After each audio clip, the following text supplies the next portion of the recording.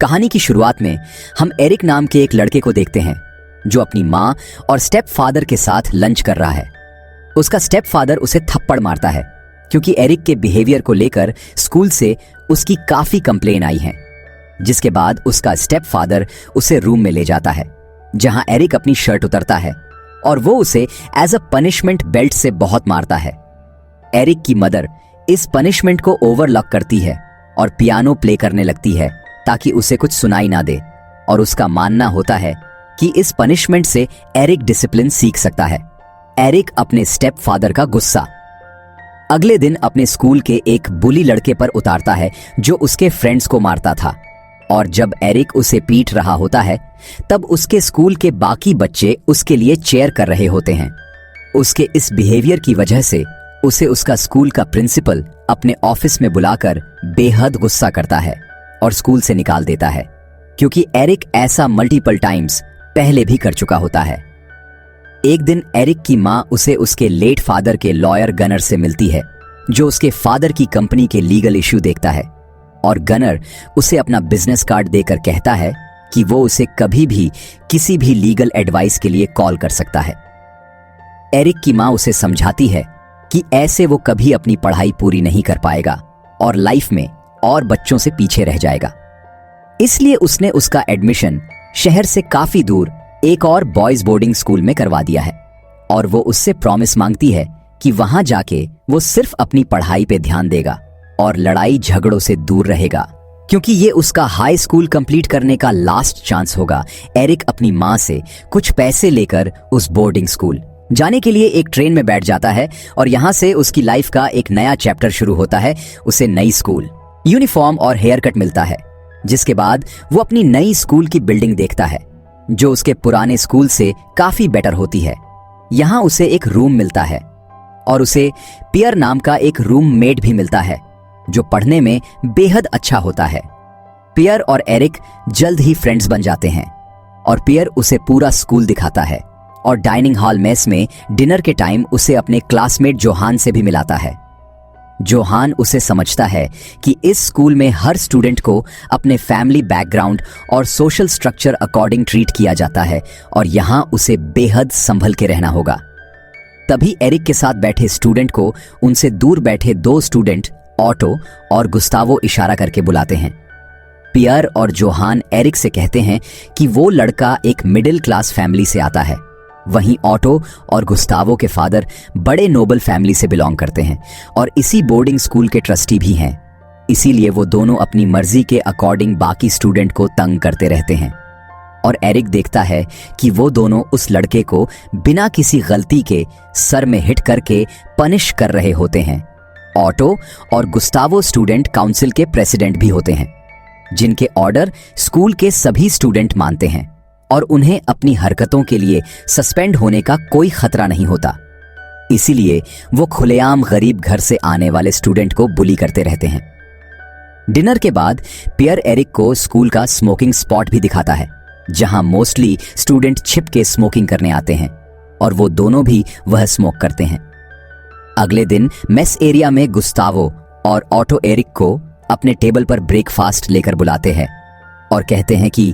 क्योंकि उसने साल के बीच में यहाँ एडमिशन लिया है इसलिए वो उसे स्कूल के ट्रेडिशन सिखाना चाहते हैं, पर एरिक उन्हें वहीं मना कर देता है और वो उसे एज अ इंसल्ट लेते हैं। और एरिक का गुस्सा उतारने के लिए जोहान को अपने पास बुलाते हैं। ऑटो जोहान को एक पेन से बार बार सर में पिंच करने लगता है और उसे अपनी इंजरी के लिए एक नर्स स्कूल के क्लिनिक में ले जाती है।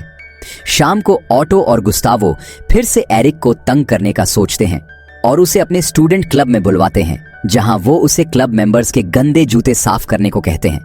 पर एरिक ऐसा करने के लिए उन्हें तुरंत मना कर देता है और वहां से चला जाता है। उसके जाने के बाद गुस्तावो ऑटो से कहता है कि उन्हें एरिक का कुछ करना पड़ेगा, पर ऑटो कहता है कि वो अभी नया है, इसलिए कुछ दिन उसे रह लेने दे। अपने रूम में आकर एरिक पियर को बताता है कि आज क्लब हाउस में क्या। वह सब सुनकर पियर उससे कहता है कि आगे से उन दोनों को किसी भी काम के लिए मना मत करना, क्योंकि जो भी स्टूडेंट ऐसा करता है उसे स्कूल में बेहद सफर करना पड़ता है। एरिक, जो अपने पिछले स्कूल में खुद एक बुली रह चुका होता है, पियर से सीरियस होकर कहता है कि मुझे ऑटो और गुस्तावो का इलाज करने में सिर्फ 2 मिनट लगेंगे, पर मैं यहां अपनी मां से एक प्रॉमिस करके आया हूं, इसलिए मैं स्कूल का कोई भी रूल तोड़ नहीं सकता। पियर और एरिकॉन दोनों से बचने के नॉन वायलेंट तरीके सोचने लगते हैं और अगले दिन स्कूल के कॉरिडोर में गुस्तावो एरिक से जानबूझकर टकरा जाता है और उसे माफी मांगने को बोलता है, पर एरिक ने उसे कोई टक्कर नहीं मेरी होती, इसलिए वो उससे कोई माफी नहीं मांगता। इस बार गुस्तावो एरिक से उलझ जाता है और सारे स्टूडेंट के सामने रात को उसे एक फाइट के लिए चैलेंज करता है।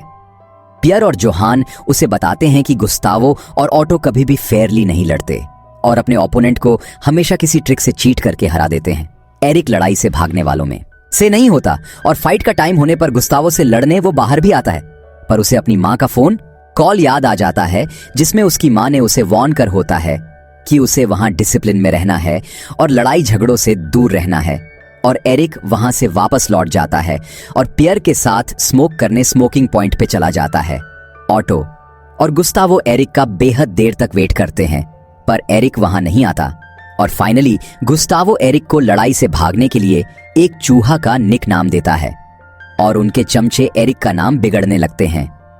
अगले दिन ऑटो बॉयज हॉस्टल में इंस्पेक्शन के लिए आता है और उन बच्चों के नाम लेता है जो स्कूल के रूल्स ठीक से फॉलो नहीं करते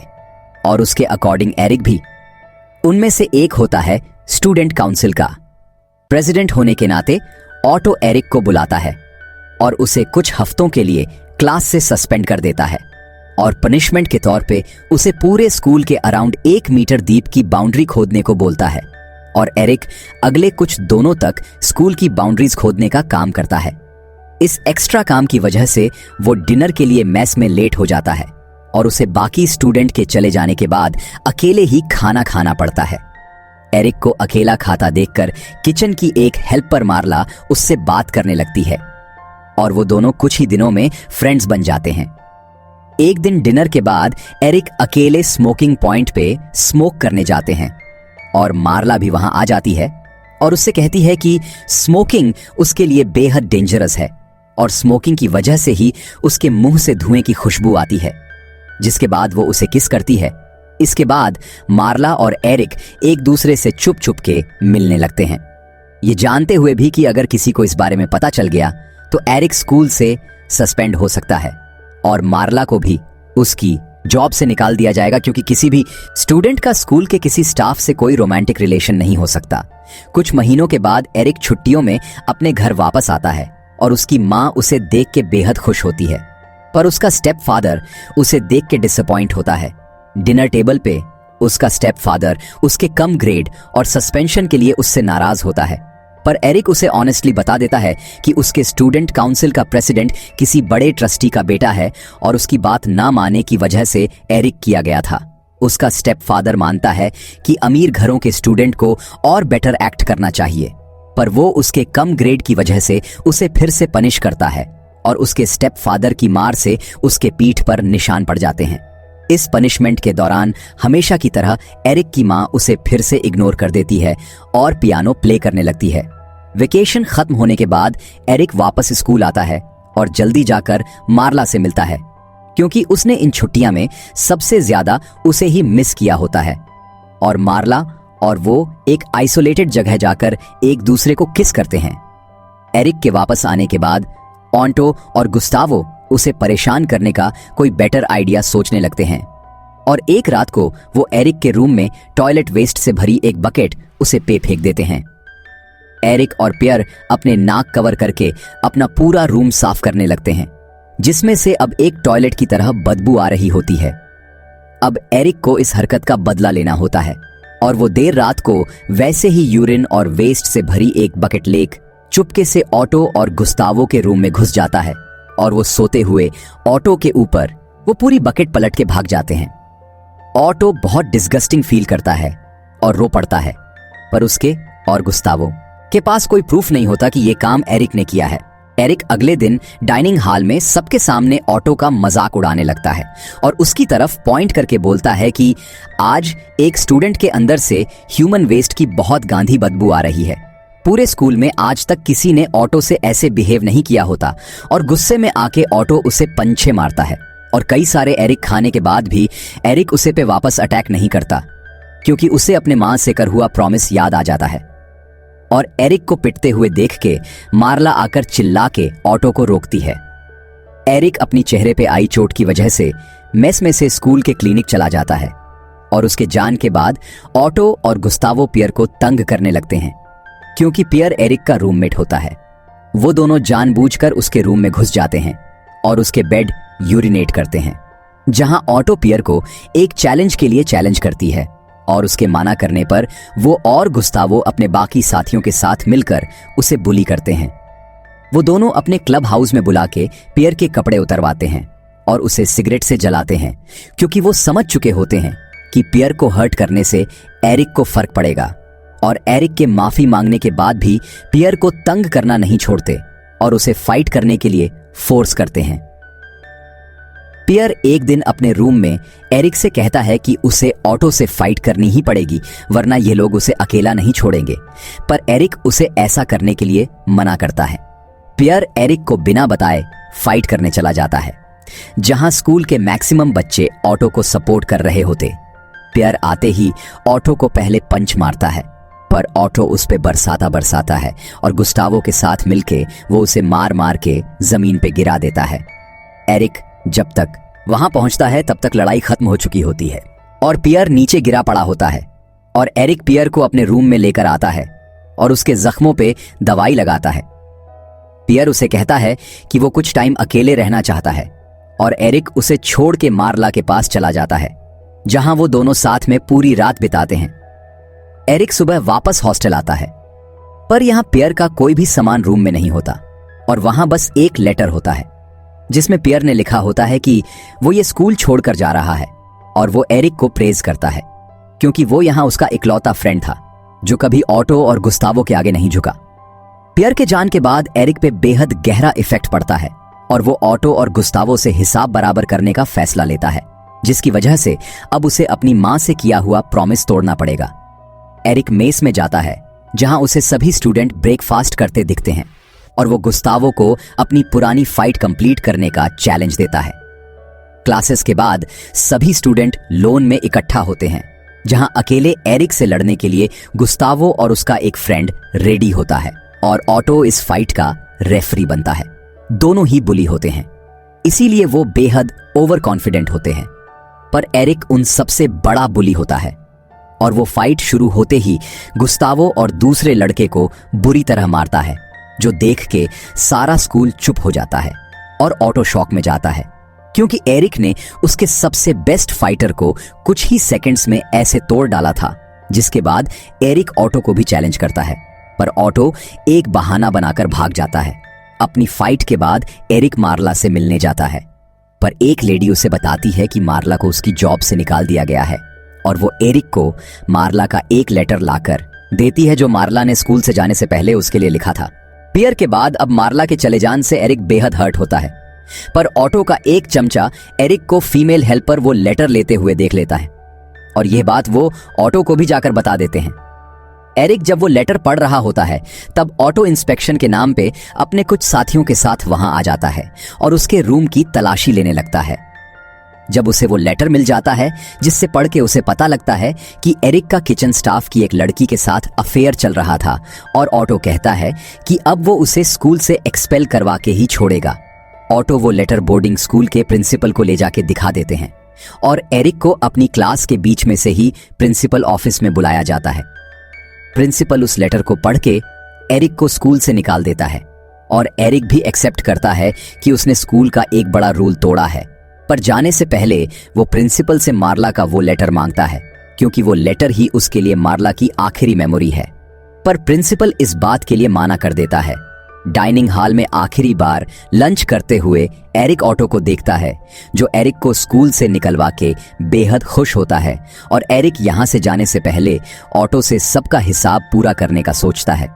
एरिक स्कूल के पास एक जंगल में ऑटो को अकेले पकड़ लेता है और एक डंडे से उसे मारने वाला होता है, जब ऑटो एक बुजदिल की तरह घुटनों पे बैठ के एरिक से माफी मांगने लगता है। ऑटो कहता है कि अगर एरिक उसे ना मारे तो ऑटो उसे $1000 देगा, पर एरिक अभी भी कन्विंस नहीं होता, जिसके बाद ऑटो डर के मारे रोने लगता है और एरिक के पैरों में वोमिट भी कर देता है। एरिक ऑटो से कहता है कि वो उसकी तरह नहीं है और वो उन लोग को कभी नहीं मारता जो खुद को डिफेंड नहीं कर सकते, और वो उसे वही रोता हुआ छोड़ के हॉस्टल वापस आ जाता है और अपना सामान पैक करने लगता है। अपने सामान में एरिक को उस गनर नाम के लॉयर का विजिटिंग कार्ड मिलता है जिससे उसे उसकी मां ने मिलवाया था, और वो गनर को एडवाइस के लिए कॉल करता है। गनर कुछ ही घंटा में एरिक के स्कूल पहुंच जाता है और एरिक उसे अपनी अभी तक की सारी कहानी सुनाता है। इसके बाद एरिक प्रिंसिपल के ऑफिस जाता है जो स्कूल के कुछ टीचर्स के साथ एक पार्टी में होता है। उसे खुद को एक्सपेल ना करके मार्ला का वो लेटर वापस देने को कहता है, पर प्रिंसिपल एरिक को अब अपने ऑफिस से बाहर निकालना लगता है और तभी गनर उनकी तरफ आता है। गनर कहता है कि अगर वो एरिक को निकालेंगे तो उन्हें और कई बड़े घर के बुली स्टूडेंट को भी निकालना होगा, क्योंकि वह सभी यहां हर रोज रूल्स तोड़ रहे हैं। गनर कहता है कि उसे स्कूल की बुलिंग मेंटालिटी और सोशल स्टेटस पर करे जाने वाले डिस्क्रिमिनेशन के बारे में सब पता है, और वो इस पूरे स्कूल को न्यूज़पेपर में एक्सपोज करने के बाद उन पे लाखों डॉलर्स का केस ठोकने वाला है। गनर की बात सुनते ही प्रिंसिपल के एक्सप्रेशन बदल जाते हैं और वो अब एरिक की हर बात मानने को तैयार हो जाता है और उसके कहने पर स्टूडेंट काउंसिल को भी खत्म कर देता है ताकि ऑटो या गुस्तावो जैसा कोई स्टूडेंट बाकी स्टूडेंट पे ऑर्डर ना झाड़ सके। एरिक गनर को वापस जाने से पहले थैंक यू कहता है, क्योंकि उसी की वजह से एरिक अब अपनी स्कूलिंग खत्म कर पाएगा। इसके बाद एरिक को कोई तंग नहीं करता और ऑटो और गुस्तावो जैसे स्टूडेंट की दहशत हमेशा के लिए स्कूल से खत्म हो जाती है और एरिक अपनी स्कूलिंग खत्म करता है और स्कूल से ग्रेजुएट होकर बाहर आता है। ग्रेजुएशन के बाद एरिक जब घर आता है तब उसकी माँ उसे देख के बेहद खुश होती है, पर वो रियलाइज करता है कि उसकी माँ के फेस पे चोट के निशान है। एरिक समझ जाता है कि उसका स्टेप फादर अब उसकी माँ को भी हिट करने लगा है, और जब वो रात को एरिक को और उसके एक सब्जेक्ट में काम आए ग्रेड के लिए पनिश करने के लिए बुलाता है, तो एरिक उसे रोकता है और बोलता है कि मैंने अब तेरे जैसे से मार खाना बंद कर दिया है, और वो अपनी माँ से कहता है कि आज के बाद इस घर में फिर कभी वायलेंस नहीं होगी, जिसके बाद वो अपने सब फादर को घर से निकाल देता है। लास्ट सीन में हम देखते हैं कि एरिक पियर से जाके मिलता है जो आगे पढ़ने के लिए जेनेवा जा रहा है, और दोनों एक दूसरे के टच में रहने का वादा करते हैं, और एरिक मार्ला के उस लेटर के सहारे उसे ढूंढने निकाल पड़ता है। और यहां ये मूवी एंड होती है। वीडियो को आखिर तक देखने के लिए आपका बहुत बहुत धन्यवाद।